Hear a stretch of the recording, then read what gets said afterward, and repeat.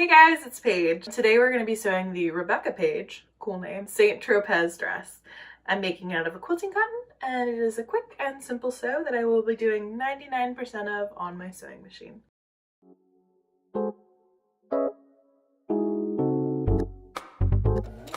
So first things first, we're going to cut this pattern out. I'm using a quilting cotton because it was on sale at Joann's and we are balling on a budget.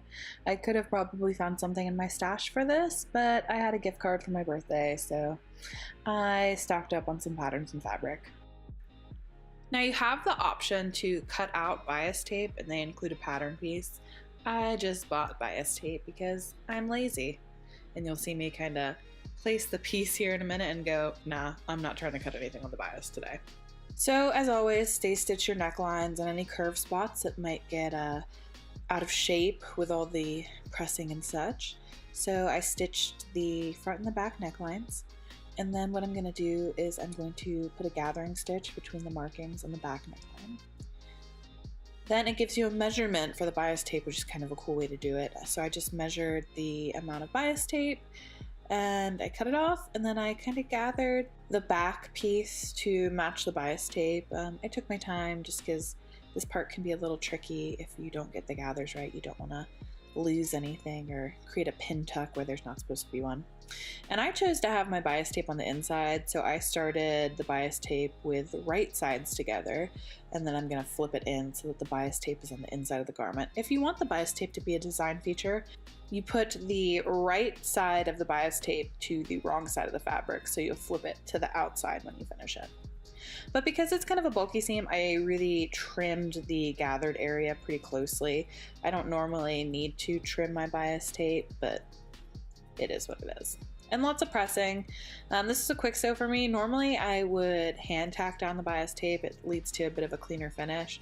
But since this was a quick, cheap sew, we're just gonna go ahead and sew that bias tape down with the sewing machine. You just have to make sure that you're being careful and you're not stretching anything out of whack. I will say that if you have the time to just hand finish it. But just finish sewing that up. I like to sew it with the gathers on top, that way I can make sure nothing's getting snagged. And you've got your back yoke kind of finished. So give it a good press. Again, the gathers, make sure they're pressed nicely. Now we're going to create the loops for the buttons on the back yoke, and just sew to these little tube guys. You're going to turn them inside out, and then I'll show you. You kind of use your tube turner. These are easy because they're nice and short. Take your time, get them out, and then I like to press them flat. You can also use elastic for this, which might be a little bit easier because you don't have to worry about getting really precise with the buttonhole size, but I just basted mine on and I used my seam ripper to kind of push it in because the pin was too bulky when I tried to pin it. But you're gonna baste them on so that they're facing in, so that when you sew that stitch and you turn everything out on that seam right there, they're gonna flip out. It makes more sense right there, see? So this part was kind of tricky, but you create a sandwich. If you're not familiar with how to enclose seams, just refer to the instructions. You are going to make sure that the lining and the front pieces are on the correct side.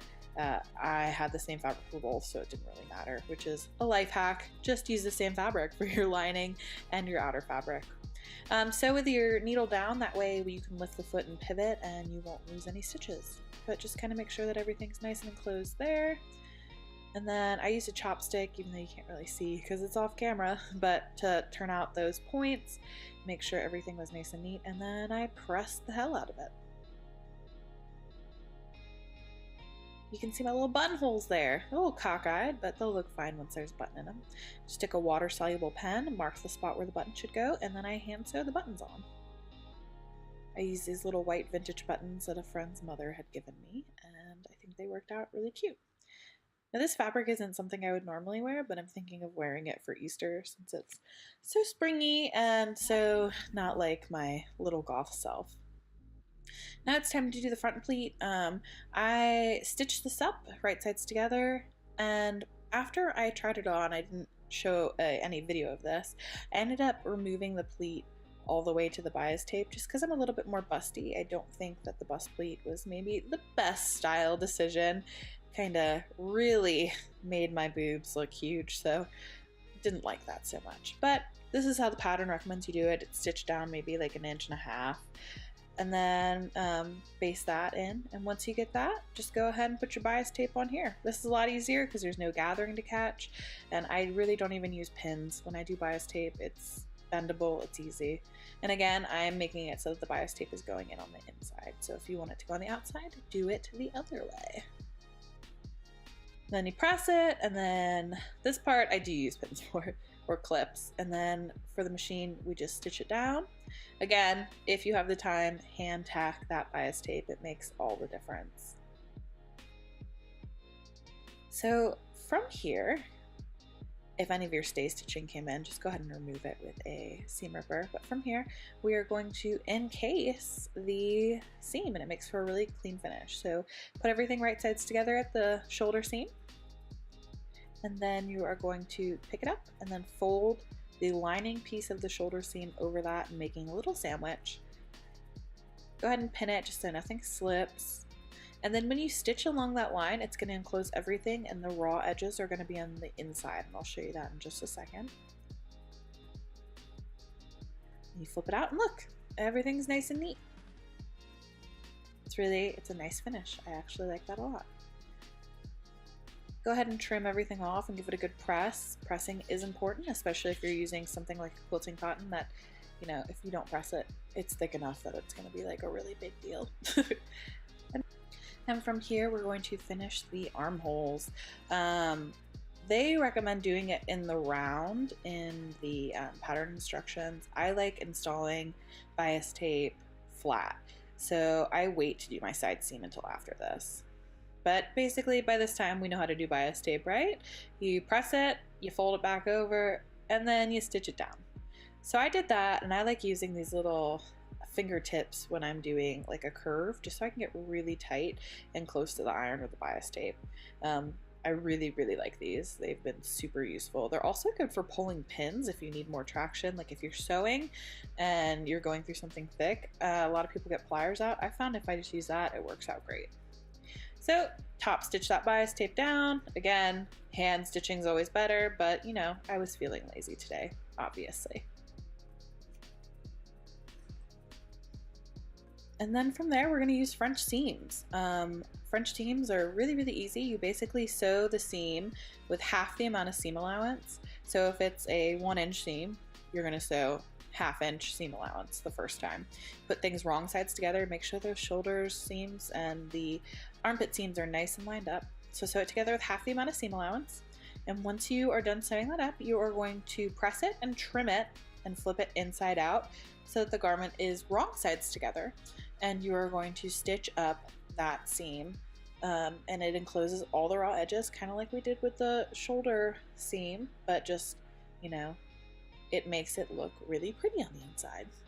I use French seams a lot, so this probably isn't the first time you've seen me do them, but I always think that French seams are a little bit nicer if you can do them over an overlock seam. And then stitch it up.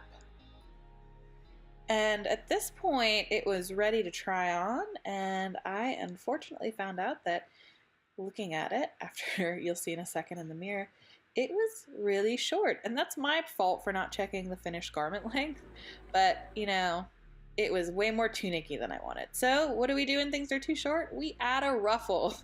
I basically just cut a really long piece of fabric, gathered it with 3 stitches on the top, and I stitched it to the bottom of the dress, and it gave me, you know, an extra 4 or so inches, which made it comfortable enough for me to wear. And I actually kind of like it as a design detail too. It's definitely ruffly, and it'll be perfect for Easter brunch. But go ahead and stitch everything on. I like to go on the gather side just so I can make sure that nothing's getting weird or, you know, shoved around or tucked in the wrong places as I stitch. And then from there, I just handed the hem because I'm insane, and why would I hand do the hem after machine stitching everything, especially a hem that is, for all intents and purposes, like literally 6 feet long.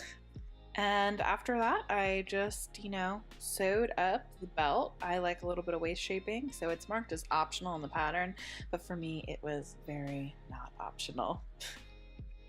I managed to get some quick shots of this in between clients at the photo studio. I really like it. I think it'll be perfect for my Easter brunch. It's very spring, very floaty, very girly, but I really hope that you guys enjoyed this video. I did enjoy making this with you.